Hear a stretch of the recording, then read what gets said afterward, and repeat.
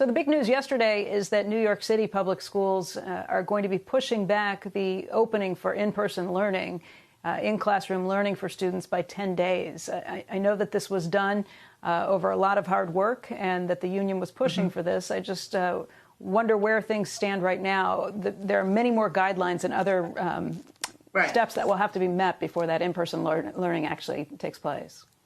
Well, actually, I think that the big news in New York City is that it's going to be the first major school system that, because community spread is so low in New York State, there was a real opportunity to try to do some in-school learning, which, is really, really important, but it could only happen if it was safe. And that is what both the principals and the teachers union have been, that's what all the kind of tension and the heat in New York has been about in the last couple of weeks. But that's what we, as you know, have been trying to figure out since April, because we know that if we can make it safe, in school is long-term a lot better than remote. And ultimately, remote is a supplement to, not a substitute for in school. And so that's what, so I think that Mayor de Blasio finally recognized that they were not ready. And the principals and the educators have basically a 50-point checklist that UFT has put together. But equally important is the preparation for both virtual and remote, and this testing that is going to be mandatory on a routine and randomized basis to make sure that everybody can see whether or not the virus has taken hold again in New York. And that is what LA is trying to do. That's what is really landmark about this agreement in New York. And frankly, that's what we should be doing in other places as well.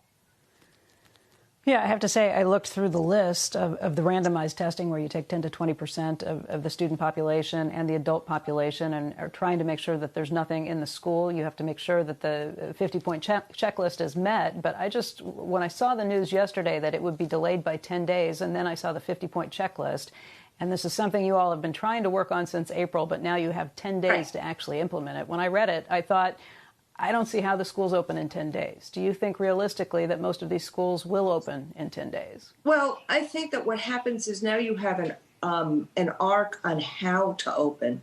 Would it have been better if, this work had been done a month ago? Yes, of course.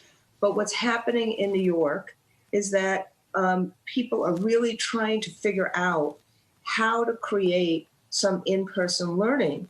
Remote is the default all in so many places around the nation when you have high community spread or you don't have the resources. Today, by the way, we're having actions all across the country to one more time try to get the resources to do, to get the Chromebooks, to get the PPE and all this stuff. So I would actually say that on a local level, there will be some places that will be able to reopen, in this hybrid model in New York, in 10 days from now, and there'll be some places that will not.